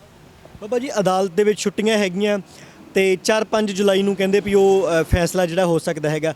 ਤਾਂ ਜੇ 10 ਜੁਲਾਈ ਤੱਕ ਸਰਕਾਰ ਵੱਲੋਂ ਕੋਈ ਕਾਰਵਾਈ ਜਿਹੜੀ ਹੈਗੀ ਸਪਸ਼ਟ ਤੌਰ ਤੇ ਨਹੀਂ ਕੀਤੀ ਜਾਂਦੀ ਤਾਂ ਮੁੜ ਤੋਂ ਇੱਥੇ ਇਕੱਠ ਹੋਣ ਦੀ ਸੰਭਾਵਨਾ ਜਾਂ ਅਗਲੀ ਪਲੈਨਿੰਗ ਅੰਦਾਜ਼ਾ ਲਾ ਸਕਦੇ? ਬਿਲਕੁਲ 1 ਮਹੀਨੇ ਦੀਆਂ ਜੂਨ ਦੀਆਂ ਤੇ ਹਰ ਸਾਲ ਛੁੱਟੀਆਂ ਹੀ ਆਉਂਦੀਆਂ ਨੇ। ਛੁੱਟੀਆਂ ਆ ਗਈਆਂ, 4 ਅਗਲੇ ਮਹੀਨੇ ਦੀ 4 ਤਰੀਕ ਨੂੰ ਕੋਰਟ ਨੇ ਲੱਗਣਾ ਆ। ਤੇ ਜਿਹੜਾ ਵੀ ਫੈਸਲਾ ਉਹਨਾਂ ਨੇ ਇਕੱਲਾ ਹੁਣ ਫੈਸਲਾ ਲਿਖਣਾ, ਆਰਡਰ ਲਿਖਣੇ ਆ, ਜਿਹੜੇ ਵੀ ਕੋਈ ਲਿਖਣੇ ਆ, ਹੋ ਸਕਦਾ ਉਹ 10 ਤੋਂ ਪਹਿਲੋਂ ਸਾਰਾ ਕੁਝ ਕਲੀਅਰ ਕਰ ਦੇਣਗੇ। ਜੇ ਫਿਰ ਵੀ ਕੋਈ ਇਹੋ ਜਿਹੀ ਗੱਲਬਾਤ ਹੁੰਦੀ ਆ ਤੇ ਅਸੀਂ ਸਾਰੀਆਂ ਜਿਹੜੀਆਂ ਸਿੱਖ ਜਥੇਬੰਦੀਆਂ ਸਾਥ ਦੇ ਰਹੀਆਂ ਨੇ, ਸਾਰਿਆਂ ਨੂੰ ਇਕੱਤਰ ਕਰਕੇ ਤੇ ਫਿਰ ਅਗਲਾ ਪ੍ਰੋਗਰਾਮ ਅਸੀਂ ਉਸ ਹਿਸਾਬ ਨਾਲ ਦੇਵਾਂਗੇ। ਵੀ ਕੋਈ ਆਰ ਪਾਰ ਦੀ ਲੜਾਈ ਵਾਲਾ ਪ੍ਰੋਗਰਾਮ ਹੋਊ, ਫਿਰ ਕੋਈ ਵਿਚਲਾ ਰਸਤਾ ਕੋਈ ਨਹੀਂ ਹੋਊਗਾ ਵੀ 3 ਮਹੀਨਿਆਂ ਦਾ ਸਮਾਂ ਜਾਂ 2 ਮਹੀਨਿਆਂ ਦਾ ਸਮਾਂ ਜਾਂ ਕੋਈ ਵਾਰ-ਵਾਰ ਮੰਗੇ, ਉਹ ਬਿਲਕੁਲ ਨਹੀਂ ਹੋਊਗਾ। ਵਿਚਲਾ ਰਸਤਾ ਕੋਈ ਨਹੀਂ ਹੋਊਗਾ, ਆਰ ਪਾਰ ਦਾ ਹੀ ਲੜਾਈ ਹੋਊਗੀ ਜਿਹੜੀ ਵੀ ਹੋਊਗੀ। ਉਦੋਂ ਆਉਣ ਵਾਲੀ ਜਿਹੜੀ ਹੋਊਗੀ ਸਾਰੀਆਂ ਸੰਗਤਾਂ ਨਾਲ ਰਾਏ ਕਰਕੇ। ਇੱਕ ਮੇਰਾ ਆਖਰੀ ਹੋਰ ਬਾਬਾ ਜੀ, ਜਿੱਦਾਂ ਲਗਾਤਾਰ ਬਹੁਤ ਸਾਰੇ ਅਸੀਂ ਸੋਸ਼ਲ ਮੀਡੀਆ ਦੇ ਉੱਤੇ, ਸਿੱਖ ਸਟੇਜਾਂ ਦੇ ਉੱਤੇ, ਸਿੱਖ ਆਗੂਆਂ ਦੇ ਭਾਸ਼ਣਾਂ ਦੇ ਵਿੱਚ ਇੱਕ ਸ਼ਬਦ ਬਾਦਾ ਸੁਣਦੇ ਆ ਵੀ ਬੇਭਰੋਸਗੀ ਉਹਨਾਂ ਦੇ ਮਨ ਦੇ ਵਿੱਚ ਭਾਰਤੀ ਕਾਨੂੰਨ ਪ੍ਰਤੀ, ਭਾਰਤੀ ਪੁਲਸੀਆ ਤੰਤਰ ਪ੍ਰਤੀ, ਨਿਆਂਪਾਲਿਕਾ ਪ੍ਰਤੀ ਹੈਗੀ ਆ। ਜੇ ਆਪ ਦੀ ਸਰਕਾਰ ਦੇ ਸਮੇਂ ਵੱਡੇ ਚਿਹਰੇ ਜਾਂ ਬਾਈਬਲ ਕਲਾਂ ਗੋਲੀकांड ਵਾਲੇ ਵੱਡੇ ਪੁਲਿਸੀਏ ਜਾਂ ਸਿਆਸੀ ਚਿਹਰੇ, ਜੇ ਉਹਨਾਂ ਨੂੰ ਉਹਨਾਂ ਦੀ ਬਣਦੀ ਸਜ਼ਾ ਭਾਰਤੀ ਕਾਨੂੰਨ ਮੁਤਾਬਕ ਹੀ ਦਿੱਤੀ ਜਾਂਦੀ ਆ ਤਾਂ ਉਹ ਭਰੋਸਾ ਜਿਹੜਾ ਹੈਗਾ ਮੁੜ ਤੋਂ ਕਿਤੇ ਨਾ ਕਿਤੇ ਵੱਜ ਸਕਦਾ। ਬਿਲਕੁਲ, ਜੇ ਦੇਖੋ ਸਾਨੂੰ ਇੰਨੇ ਚਿਰਾਂ ਤੱਕ ਕਿਤੇ ਵੀ ਨਿਆਂ ਨਹੀਂ ਮਿਲਿਆ, ਕਿਸੇ ਵੀ ਮਸਲੇ 'ਚ ਨਹੀਂ ਮਿਲਿਆ। ਗੁਰੂ ਗ੍ਰੰਥ ਸਾਹਿਬ ਦੀ ਬੇਅਦਬੀ ਹੋਵੇ, ਸਾਡੇ ਸ਼ਹੀਦਾਂ ਦੇ ਮਸਲੇ ਹੋਣ, ਕੋਈ ਵੀ ਮਸਲਾ ਸਿੱਖਾਂ ਦਾ ਹੋਵੇ, ਕਿਤੇ ਨਿਆਂ ਨਹੀਂ ਮਿਲਿਆ। ਤੇ ਜੇ ਸਾਨੂੰ ਵੈਸੇ ਅਸਲ ਜੇ ਅਸੀਂ ਕਾਨੂੰਨ ਦੀ ਗੱਲ ਕਰੀਏ ਤੇ ਕਾਨੂੰਨ ਨਾਲੋਂ ਜਿਹੜੇ ਕਾਨੂੰਨ ਨੂੰ ਚਲਾਉਣ ਵਾਲੇ ਆ ਨਾ, ਵਰਤਣ ਵਾਲੇ ਆ, ਉਹ ਆਪਣੇ ਹਿਸਾਬ ਨਾਲ ਢਾਲ ਲੈਂਦੇ ਆ। ਮਾਰ ਉੱਥੇ ਜਾ ਕੇ ਪੈਂਦੀ ਆ। ਕਾਨੂੰਨ ਨਹੀਂ ਕਹਿੰਦਾ ਵੀ ਕਿਸੇ ਨੂੰ ਨਿਆਂ ਨਾ ਦਿਓ, ਕਾਨੂੰਨ ਬਣਿਆ ਹੀ ਨਿਆਂ ਵਾਸਤੇ ਆ। ਤੇ ਉਹ ਜੇ ਉਹਨੂੰ ਸਹੀ ਢੰਗ ਨਾਲ ਵਰਤਿਆ ਜਾਵੇ ਤੇ ਉਹ ਜ਼ਰੂਰ ਨਿਆਂ ਕਰਦਾ ਆ। ਤੇ ਸਾਨੂੰ ਹੁਣ ਉਮੀਦ ਜ਼ਰੂਰ ਆ ਵੀ ਇਹ ਸਰਕਾਰ ਜਿਹੜੀ ਆ ਕੁਛ ਨਾ ਕੁਛ ਜ਼ਰੂਰ ਕਰੂਗੀ। ਜੇ ਇਹ ਕੁਛ ਨਾ ਕੁਛ ਕਰਦੀ ਆ, ਨਿਆਂ ਦਿੰਦੀ ਆ ਸ਼ਹੀਦਾਂ ਨੂੰ, ਗੁਰੂ ਗ੍ਰੰਥ ਸਾਹਿਬ ਦੀ ਬੇਅਦਬੀ ਦਾ, ਤੇ ਕਾਨੂੰਨ 'ਚ ਜਿਹੜਾ ਵਿਸ਼ਵਾਸ ਬਣਨਾ ਤੇ ਕੁਦਰਤੀ ਆ ਫਿਰ ਤਾਂ ਪੰਜਾਬ ਦੇ ਵਿੱਚ ਵਸਦੇ ਸਿੱਖਾਂ ਦੇ ਵਿੱਚ ਵੀ ਜਾਂ ਵਿਦੇਸ਼ਾਂ ਦੇ ਵਿੱਚ ਵਸਦੇ ਸਿੱਖਾਂ ਦੇ ਵਿੱਚ ਕੁਝ ਜਿੱਦਾਂ ਧਿਰਾਂ ਹੈਗੀਆਂ ਨੇ, ਕੁਛ ਗਰਮ ਤਿਆਲੀ ਧਿਰ ਹੈ, ਬਹੁਤ ਨਰਮ ਖਿਆਲੀ ਧਿਰ ਹੈ, ਇੱਕ ਸਰਕਾਰੀ ਹੈਗੀ ਆ, ਕੁਛ ਸੰਪਰਦਾਇਕ ਆ, ਹੈ ਨਾ। ਤਾਂ ਤਕਰੀਬਨ ਬਹੁਤੇ ਸਿੱਖਾਂ ਦਾ ਜਿਹੜਾ ਹੈਗਾ ਭਰੋਸਾ ਉਹ ਭਾਰਤੀ ਨਿਆਂਪਾਲਿਕਾ ਪ੍ਰਤੀ, ਕਾਨੂੰਨੀ ਤੰਤਰ ਪ੍ਰਤੀ ਉਹ ਡਗਮਗਾਉਂਦਾ ਹੈ। ਕਿਉਂਕਿ ਬਹੁਤ ਸਾਰੇ ਸੈਂਸਿਟਿਵ ਕੇਸ ਹੋਏ ਨੇ। ਝੂਠੇ ਪੁਲਿਸ ਮੁਕਾਬਲਿਆਂ ਦੀ ਗੱਲ ਕਰ ਲਈਏ, 84 ਤੋਂ ਬਾਅਦ ਕਤਲੇਆਮ ਦੀ ਗੱਲ ਕਰ ਲਈਏ, ਪੰਜਾਬ ਦੇ ਵਿੱਚ ਜਿਹੜਾ ਇੱਕ ਲੰਮਾ ਸਮਾਂ ਸਿੱਖ ਸੰਘਰਸ਼ ਤੋਂ ਬਾਅਦ ਕਾਲਾ ਦੌਰ ਪੰਜਾਬ ਦੀਆਂ ਸਰਕਾਰਾਂ ਕਰਕੇ, ਪੁਲਿਸ ਕਰਕੇ ਰਿਹਾ, ਉਸ ਸਮੇਂ ਦੇ ਵਿੱਚ ਬਹੁਤ ਸਾਰਾ ਪੁੱਤਾਂ ਦਾ ਸ਼ਿਕਾਰ ਖੇਡਿਆ ਗਿਆ, ਕਿਸੇ ਨੂੰ ਨਿਆਂ ਨਹੀਂ ਮਿਲਿਆ। ਲੋਕਾਂ ਦੇ ਮਨਾਂ ਦੇ ਵਿੱਚ, ਸਿੱਖਾਂ ਦੇ ਮਨਾਂ ਦੇ ਵਿੱਚ ਇੱਕ ਆਪ ਮੁਹਾਰੇ ਜਿਹੜਾ ਹੈਗਾ ਬੇਭਰੋਸਗੀ ਉਹ ਪੈਦਾ ਹੋ ਗਈ ਹੈ, ਕਿਉਂਕਿ ਇਨਸਾਫ ਨਹੀਂ ਮਿਲਿਆ। ਅਦਾਲਤਾਂ ਦੇ ਵਿੱਚੋਂ ਉਹਨਾਂ ਨੂੰ ਨਿਰਾਸ਼ਾਜਨਕ ਜਿਹੜਾ ਹੈਗਾ ਫੈਸਲੇ ਸੁਣਦੇ ਰਹੇ ਆ। ਤਾਂ ਜੇ ਆਮ ਆਦਮੀ ਪਾਰਟੀ ਦੀ ਸਰਕਾਰ ਬਹਿਬਲ ਕਲਾਂ ਗੋਲੀकांड ਜਿਹੜਾ ਇਸੇ ਬੱਸ ਅੱਡੇ ਦੇ ਵਿੱਚ ਵਾਪਰਿਆ ਜਿੱਥੇ ਅਸੀਂ ਬੈਠੇ ਹੋਏ ਆ, ਜੇ ਉਸ ਵਕਤ ਦੀ ਸਰਕਾਰ ਜਾਂ ਉਸ ਵਕਤ ਦੇ ਪੁਲਿਸ ਅਧਿਕਾਰੀਆਂ, ਆਰਡਰ ਦੇਣ ਵਾਲਿਆਂ, ਸ਼ੂਟ ਕਰਨ ਵਾਲਿਆਂ, ਪਿੱਛੋਂ ਆਰਡਰ ਸਾਈਨ ਕਰਨ ਵਾਲਿਆਂ ਦੇ ਉੱਤੇ ਸਖਤ ਕਾਰਵਾਈ ਹੁੰਦੀ ਹੈ, ਤਾਂ ਸਿੱਖਾਂ ਦੇ ਸਾਰੇ ਸੈਕਸ਼ਨ ਜਿਹੜੇ ਕਿਤੇ ਨਾ ਕਿਤੇ ਉਹ ਜਿਹੜਾ ਆਪਣਾ ਗਵਾਚਾ ਹੈ ਭਰੋਸਾ ਹੈ, ਉਹ ਮੁੜ ਭਾਰਤੀ ਅਦਾਲਤਾਂ ਦੇ ਵਿੱਚੋਂ ਦਿਸਦਾ ਹੈਗਾ, ਉਹ ਨਜ਼ਰ ਆਏਗਾ। ਤਾਂ ਆਉਣ ਵਾਲਾ ਸਮਾਂ ਦੱਸੇਗਾ ਵੀ ਕੀ ਪੰਜਾਬ ਦੀ ਸਰਕਾਰ ਜਾਂ ਪੰਜਾਬ ਦੀਆਂ ਅਦਾਲਤਾਂ ਜਿਹੜੀਆਂ ਸਿੱਖਾਂ ਦਾ ਭਰੋਸਾ ਜਿਹੜਾ ਹੈਗਾ ਜਿਹੜਾ ਮੁੜ ਤੋਂ ਬਣਾਉਣਾ ਚਾਹੁੰਦੀਆਂ ਨੇ ਜਾਂ ਨਹੀਂ ਬਣਾਉਣਾ ਚਾਹੁੰਦੀਆਂ। ਬਹਿਬਲ ਕਲਾਂ ਗੋਲੀकांड ਨੂੰ ਜਿਹੜਾ 6 ਸਾਲ ਬੀਤ ਚੁੱਕੇ ਆ।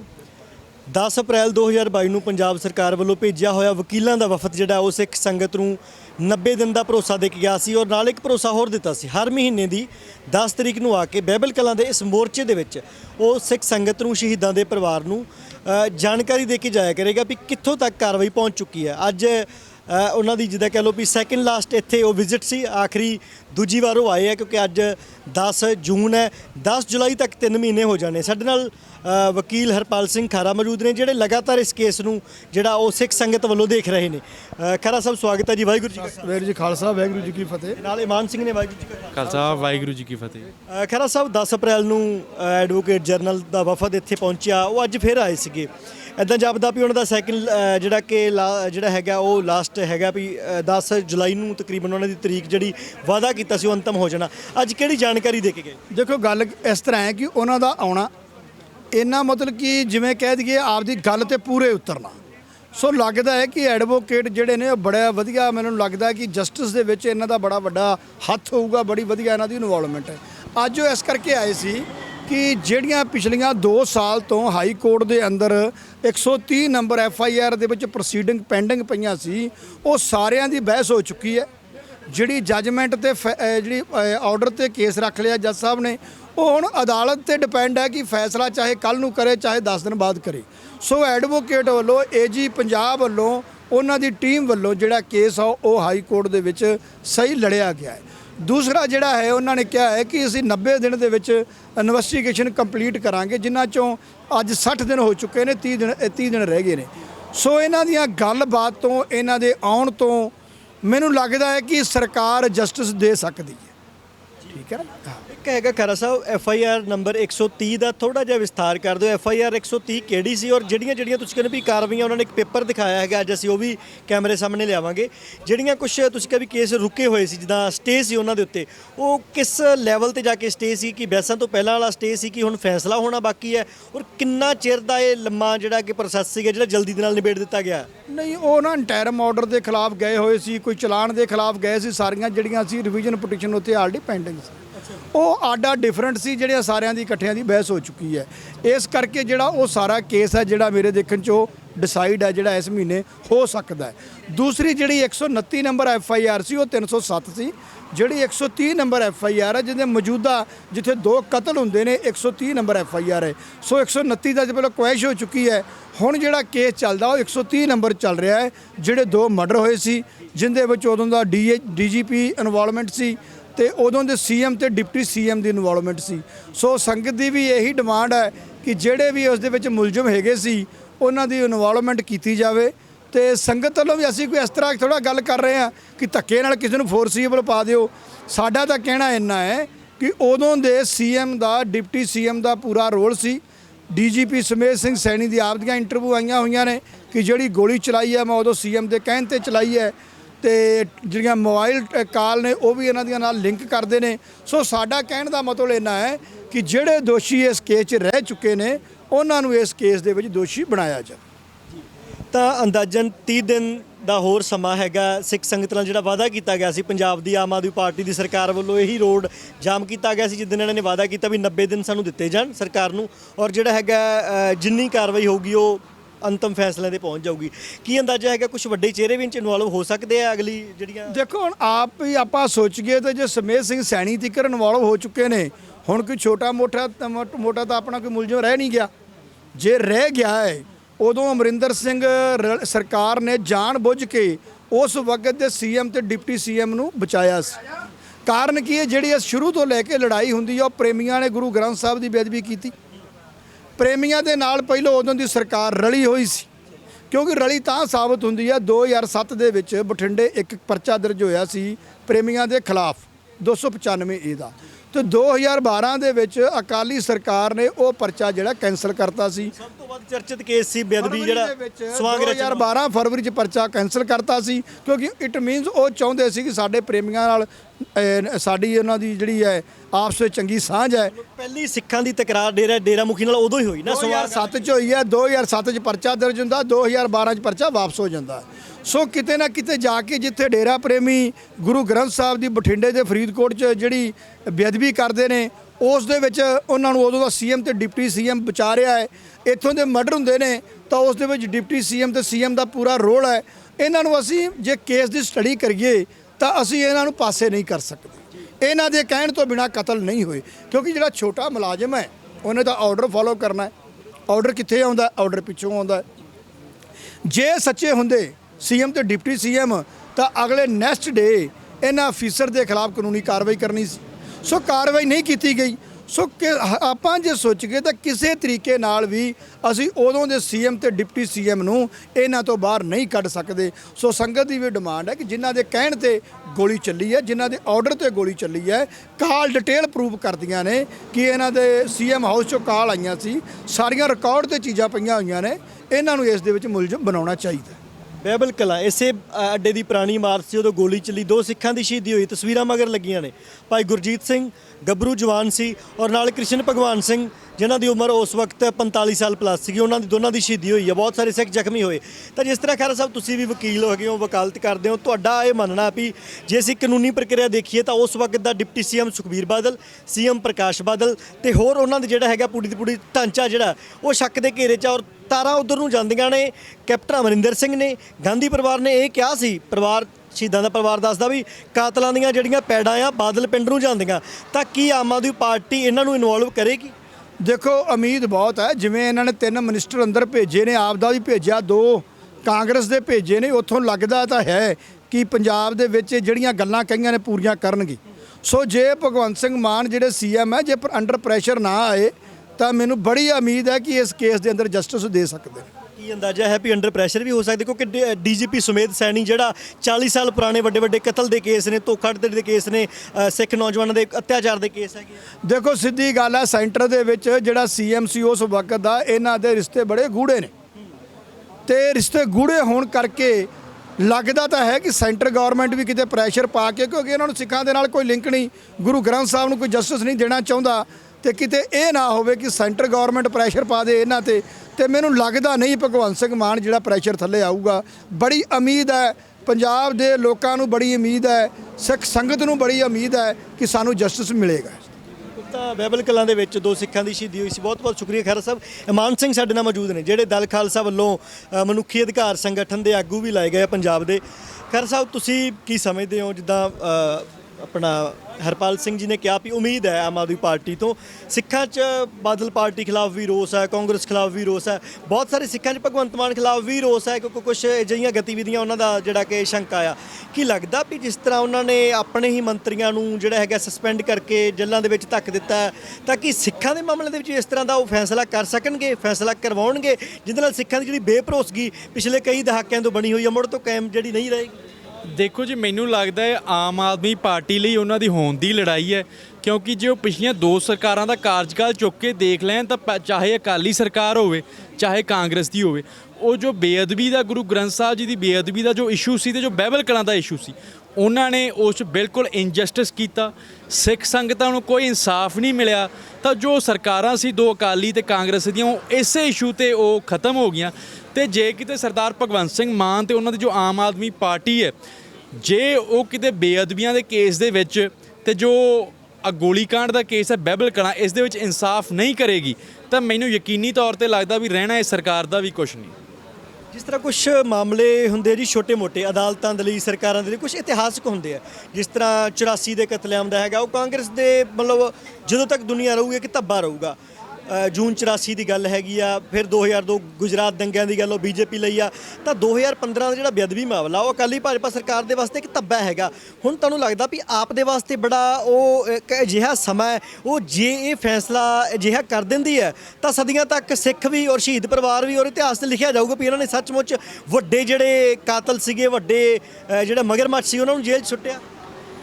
ਦੇਖੋ ਜੀ ਬਿਲਕੁਲ ਸਹੀ ਗੱਲ ਹੈ, ਪਰ ਮੈਨੂੰ ਲੱਗਦਾ ਹੈ ਵੀ justice delayed is justice denied. ਅਗਰ ਆਮ ਆਦਮੀ ਪਾਰਟੀ ਇਹਨੂੰ ਆਏਂ ਡਿਲੇ ਕਰਦੀ ਰਹੀ ਜਸਟਿਸ ਨੂੰ, ਤਾਂ ਉਹ ਜੇ ਅੱਜ ਤੋਂ 10 ਸਾਲਾਂ ਬਾਅਦ ਜਾ ਕੇ ਜਸਟਿਸ ਮਿਲ ਵੀ ਗਿਆ ਤਾਂ ਫਾਇਦਾ ਕੀ। ਵੀ ਜੋ ਗੱਲ ਹੈ ਨਾ, ਤੁਸੀਂ ਦੇਖੋ ਵੀ 7 ਸਾਲ ਹੋ ਚੁੱਕੇ ਨੇ, ਹਲੇ ਤੱਕ ਜੋ ਕੇਸ ਆ ਉਹ ਚਾਰਜ ਤੱਕ ਨਹੀਂ ਫਾਈਨਲਾਈਜ਼ ਹੋਏ ਇਸ ਕੇਸ ਦੇ ਵਿੱਚ। ਤਾਂ ਇੱਕ ਦੇਖਣ ਵਾਲੀ ਗੱਲ ਇਹ ਆ ਵੀ ਭਾਰਤੀ ਤੰਤਰ ਦੇ ਥੱਲੇ ਵੀ 84 ਦਾ ਇਨਸਾਫ ਤਾਂ ਕੀ ਮਿਲਣਾ ਸੀ, ਜੋ ਅੱਜ ਦਾ ਮਾਡਰਨ ਯੁੱਗ ਆ। ਅੱਜ ਕੱਲ੍ਹ ਦੇ ਸਮੇਂ ਦੇ ਵਿੱਚ ਵੀ ਜੋ ਸਾਰਿਆਂ ਸਾਹਮਣੇ ਕਤਲ ਹੋਏ ਨੇ, ਵੀਡੀਓ ਰਿਕਾਰਡਡ ਨੇ, ਗੋਲੀਆਂ ਚੱਲੀਆਂ ਨੇ, ਹੈ ਨਾ ਜੀ, ਤੇ ਜੋ ਬੇਅਦਬੀਆਂ ਹੋਈਆਂ ਨੇ, ਜੋ ਫੂਲਕੋਟ ਵਿਖੇ ਜੋ 2015-16 'ਚ ਬੇਅਦਬੀਆਂ ਹੋਈਆਂ ਸੀ, ਉਸ ਕੇਸ ਦੇ ਵਿੱਚ ਮੈਨੂੰ ਨਹੀਂ ਲੱਗਦਾ ਵੀ ਹਲੇ ਤੱਕ 4 FIR ਦਰਜ ਨੇ। ਉਹ ਕੋਈ FIR, ਕੋਈ ਕੇਸ, ਕੋਈ ਗਵਾਹੀਆਂ ਤੱਕ ਵੀ ਪਹੁੰਚਿਆ ਹੋਵੇ। ਚਲਾਨ ਉਹਨਾਂ 2019 'ਚ ਪੇਸ਼ ਹੋਏ ਨੇ। ਤਾਂ ਇਹ ਜੋ ਜਿਵੇਂ ਜੋ ਇਨਸਾਫ ਹੈ ਡਿਲੇ ਹੁੰਦਾ, ਤਾਂ ਇਨਸਾਫ ਦਾ ਮਤਲਬ ਹੀ ਖਤਮ ਹੋ ਜਾਂਦਾ।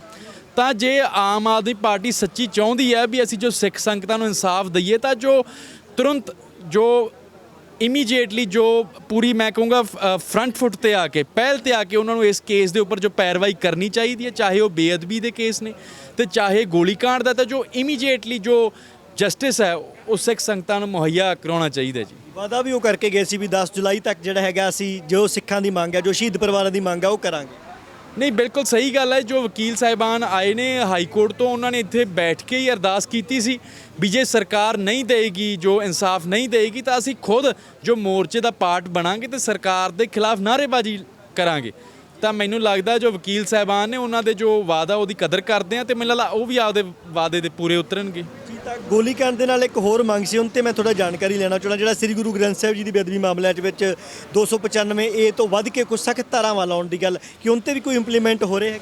ਦੇਖੋ ਜੀ, ਮੈਨੂੰ ਲੱਗਦਾ ਹੈ ਵੀ ਜਦੋਂ ਤੱਕ ਮੇਰੀ ਜਾਣਕਾਰੀ ਹੈ ਵੀ ਇਹ ਜੋ ਲਾਅ ਹੈ, ਇਹ ਮੇਰੇ ਹਿਸਾਬ ਨਾਲ 2017-18 ਦੇ ਵਿੱਚ ਸੈਂਟਰ ਸਰਕਾਰ ਕੋਲ ਪੈਂਡਿੰਗ ਪਿਆ। ਉਦੋਂ ਸਰਕਾਰਾਂ ਨੇ ਭੇਜਤਾ ਸੀ, ਪਰ ਜੋ ਗਵਰਨਰ ਹੈ ਮੈਨੂੰ ਲੱਗਦਾ ਉਸਨੇ ਇਹ ਰਾਸ਼ਟਰਪਤੀ ਨੂੰ ਜੋ ਕਨਸਟੀਟਿਊਸ਼ਨਲ ਪਾਵਰਸ ਨੇ ਉਹਦੇ ਥਰੂ ਉਹਨੇ ਰਾਸ਼ਟਰਪਤੀ ਨੂੰ ਰੈਫਰ ਕਰਤਾ ਸੀ। ਤੇ ਜੋ ਰਾਸ਼ਟਰਪਤੀ ਹੈ ਇਸ ਬਿੱਲ ਦੇ ਉੱਪਰ ਸਜ਼ਾ ਵਧਾਉਣ ਦੇ ਵਿੱਚ ਕੋਈ ਫੈਸਲਾ ਨਹੀਂ ਲੈ ਰਹੇ। ਤੇ ਪਰ ਜੋ ਉਸ ਸਮੇਂ ਦੀਆਂ ਸਰਕਾਰਾਂ ਨੇ ਵੀ ਜੋ ਬਿੱਲ ਭੇਜਿਆ ਸੀ, ਉਹ ਉੱਪਰ ਜੋ ਗਵਰਨਰ ਨੂੰ ਭੇਜਿਆ ਸੀ, ਉਸ ਦੇ ਵਿੱਚ ਜਿਵੇਂ ਪਾਕਿਸਤਾਨ ਦੇ ਵਿੱਚ ਸਖਤ ਸਜ਼ਾਵਾਂ ਨੇ, ਜਿਵੇਂ ਕਿ ਫਾਂਸੀ ਦੀ ਸਜ਼ਾ ਬੇਅਦਬੀ ਕਰਨ ਤੇ, ਉਹ ਨਹੀਂ ਸੀ। ਜੋ ਹੁਣ ਤਾਂ ਜੋ ਸਜ਼ਾ ਬਿਲਕੁਲ ਹੀ 3 ਸਾਲ ਹੈ, ਤੋਂ ਵੱਧ 5 ਸਾਲ ਹੈ। ਪਰ ਜੋ ਸਜ਼ਾਵਾਂ ਕਾਂਗਰਸ ਸਰਕਾਰ ਨੇ ਵੀ ਵਧਾ ਕੇ ਭੇਜੀਆਂ ਸਨ, ਉਹ ਵੀ ਕੋਈ ਜ਼ਿਆਦਾ ਕਠੋਰ ਨਹੀਂ ਸੀ। ਪਰ ਜੋ ਸਾਡੀ ਮੰਗ ਹੈ, ਜਿਵੇਂ ਪਾਕਿਸਤਾਨ ਦੇ ਵਿੱਚ ਉਹਨਾਂ ਨੇ ਸੋਧ ਕਰਕੇ 295C ਲਿਆਂਦਾ, ਉਵੇਂ ਆਪਣੇ ਵੀ ਸੋਧ ਕਰਕੇ ਜਿਵੇਂ ਪਾਕਿਸਤਾਨ ਦੇ ਵਿੱਚ ਫਾਂਸੀ ਦੀ ਸਜ਼ਾ ਹੈ ਤੇ ਉਸ ਤੋਂ ਬਾਅਦ ਜੋ ਕੁਰਾਨ ਸ਼ਰੀਫ ਦੀ ਕੋਈ ਬੇਅਦਬੀ ਵੀ ਨਹੀਂ ਹੋਈ, ਤੇ ਉਵੇਂ ਵੀ ਆਪਣੇ ਸੋਧ ਕਰਕੇ ਉਸ ਦੇ ਵਿੱਚ ਜੋ ਹੈ ਫਾਂਸੀ ਦੀ ਸਜ਼ਾ ਲਿਆਉਣੀ ਚਾਹੀਦੀ ਹੈ ਜੀ। ਇੱਕ ਜਾਂਦੇ ਮੈਂ ਆਖਰੀ ਸਵਾਲ ਪੁੱਛਦਾ ਸੀ। ਬਹੁਤ ਚਰਚਾ ਹੋਈ ਹੈ ਬੇਅਦਬੀ ਮਾਮਲੇ ਦੀ, ਬਰਗਾੜੀ ਬੇਅਦਬੀ ਮਾਮਲੇ ਦੀ, ਸਵੈਬਲ ਕਲਾ ਗੋਲੀकांड ਮਾਮਲੇ ਦੀ, ਜਿੱਥੇ ਬੈਠੇ ਹੋਇਆ ਸੀ। ਤਾਂ ਇੱਕ ਉਸ ਤੋਂ ਬਾਅਦ ਲਗਾਤਾਰ ਬੇਅਦਬੀਆਂ ਹੁੰਦੀਆਂ ਨੇ। ਕੁਝ ਹਫ਼ਤੇ ਪਹਿਲਾਂ ਤੁਹਾਡੇ ਸ਼ਹਿਰ ਬਠਿੰਡਾ ਦੇ ਵਿੱਚ ਬੇਅਦਬੀ ਹੋਈ ਆ, ਉਹ ਲੇਡੀ ਨੇ ਗੁਰੂ ਗੁਟਕਾ ਸਾਹਿਬ ਦੇ ਅੰਗ ਜਿਹੜੇ ਆ ਪਾੜ ਕੇ ਸੁੱਟ ਦਿੱਤੇ ਗਏ। ਤਾਂ ਬੇਅਦਬੀ ਦੀਆਂ ਘਟਨਾਵਾਂ ਰੁਕ ਨਹੀਂ ਰਹੀਆਂ। ਕੀ ਵਜ੍ਹਾ ਹੈਗੀ ਹੈ ਕਿ ਸਖਤ ਕਾਰਵਾਈ ਨਾ ਹੋਣ ਕਰਕੇ ਨਹੀਂ ਰੁਕ ਰਹੀਆਂ, ਜਾਂ ਕੋਈ ਵੱਡੀ ਪਲੈਨਿੰਗ ਲਗਾਤਾਰ ਬੇਅਦਬੀ ਕਰਵਾ ਕੇ ਐਂ ਚਾਹੁੰਦੀ ਵੀ ਤੇ ਆਮ ਗੱਲ ਆ? ਦੇਖੋ ਜੀ, ਪਹਿਲੀ ਗੱਲ ਤਾਂ ਇਹ ਜੋ ਅਫੈਂਸ ਹੈ 295A ਦਾ ਇੱਕ ਮਾਈਨਰ ਅਫੈਂਸ ਚਾਹੁੰਦਾ, 3 ਸਾਲ ਤੱਕ ਇਸ 'ਚ ਸਜ਼ਾ ਹੈ। ਤੇ ਜੋ ਕੇਸ ਆ ਛੋਟੀ ਅਦਾਲਤ JMIC ਚੱਲਦਾ, ਤੇ ਜੋ ਬੇਲ ਹੈ ਉਹ ਵੀ ਇਸ 'ਚ ਜਲਦੀ ਮਿਲ ਜਾਂਦੀ ਹੈ। ਤਾਂ ਮੇਰੇ ਹਿਸਾਬ ਨਾਲ ਜੋ ਲੋਕਾਂ ਦੇ ਕੋਈ ਲੋਕ ਜਨੂਨੀ ਤੌਰ ਤੇ ਮੈਂ ਕਹਿ ਸਕਦਾ, ਕੋਈ ਲੋਕ ਪੈਸੇ ਧੇਲੇ ਪਿੱਛੇ ਲੱਗ ਕੇ ਜੋ ਹੈ ਇਹ ਬੇਅਦਬੀਆਂ ਕਰਦੇ ਨੇ, ਤੇ ਉਸ ਤੋਂ ਬਾਅਦ ਮੈਨੂੰ ਲੱਗਦਾ ਵੀ ਉਹਨਾਂ ਜਲਦੀ ਛੁੱਟ ਜਾਣਾ, ਕੋਈ ਸਜ਼ਾ ਵੀ ਨਾ ਹੋਣੀ। ਇਹ ਚੀਜ਼ਾਂ ਜੇ ਕਿਤੇ ਅੱਜ ਫਾਂਸੀ ਦੀ ਸਜ਼ਾ ਹੋਏਗੀ ਇਸ ਦੇ ਵਿੱਚ, ਤਾਂ ਲੋਕਾਂ ਦੇ ਮਨ 'ਚ ਇੱਕ ਡਰ ਬੈਠੂਗਾ ਵੀ ਜੇ ਕੀਤਾ ਤਾਂ ਇਹਨੂੰ ਅਸੀਂ ਜੋ ਟਰਾਇਲ ਹੈ ਸੈਸ਼ਨਸ ਟਰਾਇਲ ਕਰ ਤੋਂ ਵੱਡੀ ਅਦਾਲਤ 'ਚ ਟਰਾਇਲ 'ਚ ਲਿਆ ਜਾਵੇ, ਬੰਦੇ ਨੂੰ ਬੇਲ ਨਾ ਮਿਲੇ ਸੌਖੇ ਤਰੀਕੇ ਨਾਲ, ਤਾਂ ਆਟੋਮੈਟਿਕਲੀ ਜਿਵੇਂ ਕੋਈ ਬੰਦਾ ਕਤਲ ਕਰਨ ਤੋਂ ਡਰਦੇ ਨੇ ਤਾਂ ਬੇਅਦਬੀ ਕਰਨ ਤੋਂ ਵੀ ਡਰਨਗੇ ਉਹ। ਤਾਂ ਮੈਨੂੰ ਲੱਗਦਾ ਇਸ ਜੋ ਅਫੈਂਸ ਨੂੰ IPC ਇੰਡੀਅਨ ਪੀਨਲ ਕੋਡ ਥੱਲੇ ਇੰਨੀ ਤਵੱਜੋ ਨਹੀਂ ਦਿੱਤੀ ਗਈ, ਤਾਂ ਮੈਨੂੰ ਲੱਗਦਾ ਇਹ ਜੋ ਬੇਅਦਬੀਆਂ ਨੇ ਇਹ ਹੁੰਦੀਆਂ ਨੇ ਜੀ। ਭਾਰਤ ਉੱਦਾਂ ਦਾ ਕਹਿੰਦੇ ਤੇ ਬਹੁਤ ਸਾਰੇ ਧਰਮਾਂ ਦਾ ਸਾਂਝਾ ਦੇਸ਼ ਹੈ। ਚਲੋ ਧਰਮਾਂ ਦੇ ਤੇ ਹੈ, ਇਹਦੇ ਮਿੱਥ 'ਚ ਜਿਹੜਾ ਹੈਗਾ ਧਰਮ ਪਿਆ ਹੈਗਾ, ਦੇਵੀ ਦੇਵਤਿਆਂ ਦਾ ਹੈਗਾ, ਕੋਈ ਹੋਰ ਵੇਦਾਂ ਦਾ, ਗੁਰੂ ਸਾਹਿਬਾਨ ਦਾ।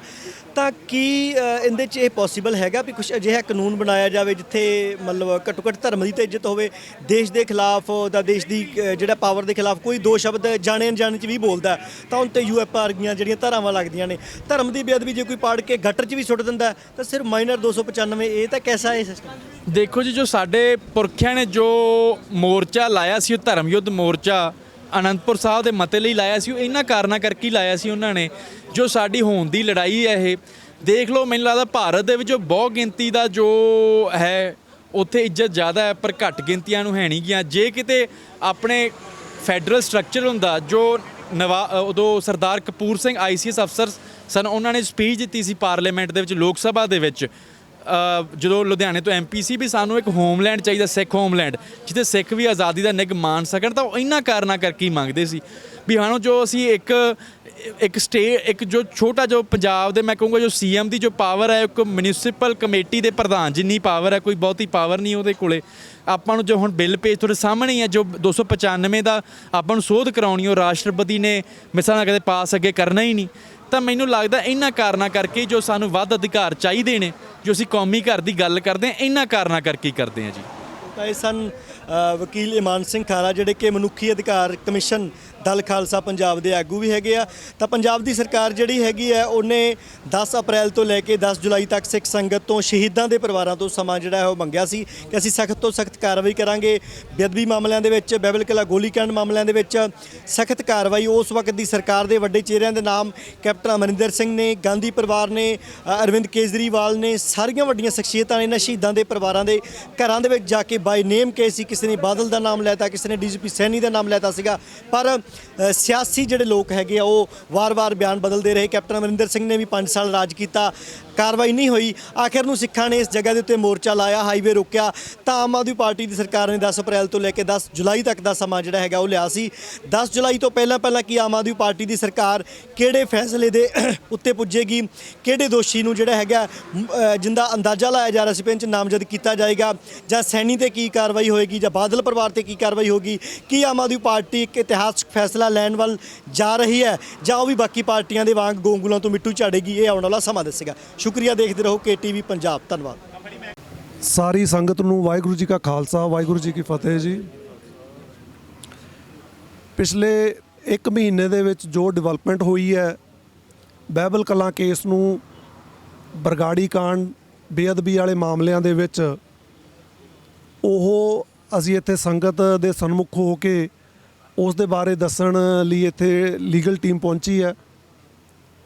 ਇਸ ਮਸਲੇ ਦੇ ਵਿੱਚ ਜੋ ਚਲਾਨ ਕੋਰਟ ਦੇ ਵਿੱਚ ਦਿੱਤੇ ਗਏ ਸੀ, ਫਰੀਦਕੋਟ ਕੋਰਟ ਦੇ ਵਿੱਚ, ਉਹ ਅੰਡਰ ਚੈਲੰਜ ਸੀ ਹਾਈ ਕੋਰਟ ਦੇ ਵਿੱਚ। ਉਹਦੇ ਵਿੱਚ 6 ਰਿਟਾਂ ਹਾਈ ਕੋਰਟ ਦੇ ਵਿੱਚ ਚੱਲ ਰਹੀਆਂ ਸੀ, ਜੋ 2020 ਤੋਂ ਪੈਂਡਿੰਗ ਸੀ, ਤੇ ਉਹ ਅੱਗੇ ਦੀ ਅੱਗੇ ਕਿਸੇ ਨਾ ਕਿਸੇ ਕਾਰਨ ਕਰਕੇ ਉਹਨਾਂ ਦੇ ਵਿੱਚ ਡੇਟਾਂ ਪੈ ਰਹੀਆਂ ਸੀ। ਤੇ ਸਾਰਿਆਂ ਨੂੰ ਪਹਿਲਾ ਮਕਸਦ AG ਸਾਹਿਬ ਦਾ ਤੇ ਸਰਕਾਰ ਦਾ ਇਹ ਸੀ ਕਿ ਉਹਨਾਂ ਰਿਟਾਂ ਨੂੰ ਕਿਸੇ ਨਾ ਕਿਸੇ ਲੌਜੀਕਲ ਐਂਡ ਦੇ ਉੱਤੇ ਪਹੁੰਚਾਇਆ ਜਾਵੇ। ਉਹਦੇ ਵਿੱਚ ਰਿਟਾਂ ਦੇ ਵਿੱਚ ਪ੍ਰੋਸੀਡਿੰਗਸ ਨੂੰ ਕੰਪਲੀਟ ਕਰਕੇ ਤਕਰੀਬਨ 22 ਅਪ੍ਰੈਲ ਤੋਂ ਔਨਵਰਡਸ ਸ਼ਾਰਟ ਡੇਟਸ ਲੈਂਦੇ ਹੋਏ 24 ਮਈ ਤੋਂ day to day hearing the request ਕਰਕੇ ਕੋਰਟ ਦੇ ਵਿੱਚ ਬਹਿਸ ਚੱਲੀ। 24 ਮਈ ਤੋਂ ਲੈ ਕੇ 31 ਮਈ ਤੱਕ ਐਵਰੀ ਡੇ 12 ਵਜੇ ਤੋਂ ਔਨਵਰਡਸ ਇਹ ਕੇਸ ਕੋਰਟ ਦੀ ਸੁਣਵਾਈ ਦੇ ਅਧੀਨ ਸੀ, ਤੇ ਹਰੇਕ ਵਕੀਲ 6 ਕੇਸਾਂ ਦੇ ਵਿੱਚ, ਤੇ ਸਰਕਾਰ ਵੱਲੋਂ AG ਸਾਹਿਬ ਨੇ ਇਹਨਾਂ ਕੇਸਾਂ ਦੇ ਵਿੱਚ ਬਹਿਸ ਕੀਤੀ, ਤੇ ਆਖਿਰ 31 ਮਈ ਨੂੰ ਇਹ ਬਹਿਸ ਕੰਪਲੀਟ ਕਰਕੇ ਜੱਜ ਸਾਹਿਬ ਨੇ ਆਰਡਰ ਦੇ ਲਈ ਇਹ ਰਿਜ਼ਰਵ ਕਰ ਲਿਆ। ਉਸ ਤੋਂ ਬਾਅਦ ਛੁੱਟੀਆਂ ਕੋਰਟ ਦੀਆਂ ਚੱਲ ਰਹੀਆਂ ਨੇ, ਜੋ 3 ਤਰੀਕ ਤੋਂ ਪਹਿਲੀ 3 ਜੂਨ ਤੋਂ ਇਹ ਛੁੱਟੀਆਂ ਸਟਾਰਟ ਹੋਈਆਂ ਸੀ, ਤੇ ਇਹ ਰਿਜ਼ਰਵ ਆਰਡਰ ਸਾਨੂੰ ਪੂਰੀ ਉਮੀਦ ਹੈ ਕਿ ਓਪਨਿੰਗ ਡੇ ਤੇ ਜੋ 4 ਜੁਲਾਈ ਹੈ ਉਸ ਡੇਟ ਦੇ ਉੱਤੇ ਇਹ ਆਰਡਰ ਸੁਣਵਾਇਆ ਜਾਊਗਾ। ਤੇ ਜੋ ਸਰਕਾਰ ਨੇ ਇੱਥੇ ਸੰਗਤ ਦੇ ਤੋਂ 3 ਮਹੀਨੇ ਦਾ ਟਾਈਮ ਇਸ ਬਾਈਬਲ ਕਲਾਂ ਕੇਸ ਨੂੰ ਖ਼ਤਮ ਕਰਨ ਦੇ ਵਿੱਚ, ਇਨਵੈਸਟੀਗੇਸ਼ਨ ਨੂੰ ਕੰਪਲੀਟ ਕਰਨ ਦੇ ਲਈ ਇਹ ਟਾਈਮ ਲਿਆ ਸੀ, ਉਸ ਟਾਈਮ ਫਰੇਮ ਦੇ ਵਿੱਚ ਜੋ ਪਲਾਨ ਜਿਸ ਤਰੀਕੇ ਦੇ ਨਾਲ ਇਹ ਪਲਾਨ ਕੀਤਾ ਗਿਆ ਸੀ, ਉਸ ਮੁਤਾਬਕ ਸਾਰਾ ਕੁਝ ਠੀਕ ਚੱਲ ਰਿਹਾ ਹੈ। ਤੇ ਸਾਨੂੰ ਪੂਰੀ ਉਮੀਦ ਹੈ ਕਿ ਜੋ ਅਸੀਂ ਵਾਅਦਾ ਗਵਰਨਮੈਂਟ ਨੇ ਕੀਤਾ ਸੀ, ਸ਼੍ਰੀ ਭਗਵੰਤ ਮਾਨ ਜੀ ਸੀਐਮ ਸਾਹਿਬ ਨੇ ਕੀਤਾ ਸੀ, ਡਾਕਟਰ ਅਨਮੋਲ ਰਤਨ ਸਿੱਧੂ ਏਜੀ ਸਾਹਿਬ ਨੇ, ਉਹ ਵਾਅਦਾ ਅਸੀਂ ਪੂਰੇ ਕਰਨ ਦੇ ਵਿੱਚ ਕਾਮਯਾਬ ਹੋਵਾਂਗੇ। ਇੰਨਾ ਕਹਿੰਦਾ ਹੋਇਆ ਸਾਰੀ ਸੰਗਤ ਦਾ ਧੰਨਵਾਦ। ਵਾਹਿਗੁਰੂ ਜੀ ਕਾ ਖਾਲਸਾ, ਵਾਹਿਗੁਰੂ ਜੀ ਕੀ ਫਤਿਹ। ਨਹੀਂ, ਸੁਣਵਾਈ ਕੰਪਲੀਟ ਹੈ ਜੀ, ਹੁਣ ਫੈਸਲੇ ਤੇ ਹੈ। ਕੋਰਟ ਨੇ ਆਪਣਾ ਆਰਡਰ ਹੈ ਜਿਹੜਾ ਉਹ ਰਿਜ਼ਰਵ ਕਰ ਲਿਆ, ਕਿਉਂਕਿ ਇਹ ਬਹਿਸ ਕਾਫੀ ਦਿਨ 8 ਦਿਨ ਬਹਿਸ ਲਗਾਤਾਰ ਚੱਲਦੀ ਰਹੀ ਹੈ ਤੇ ਟੋਟਲ ਇਹ 6 ਕੇਸ ਨੇ ਤੇ ਇਹਨਾਂ ਦੇ ਵਿੱਚ ਫੈਸਲਾ ਲਿਖਾਉਣ ਨੂੰ ਟਾਈਮ ਲੱਗਦਾ ਹੀ ਹੈ ਜੀ। ਇਸ ਕਰਕੇ ਉਹ ਰਿਜ਼ਰਵ ਕਰ ਲਿਆ ਤੇ ਓਪਨਿੰਗ ਡੇ ਦੇ ਉੱਤੇ ਪੂਰੀ ਉਮੀਦ ਹੈ ਕਿ ਇਹ ਫੈਸਲਾ ਸੁਣਾਇਆ ਜਾਊਗਾ।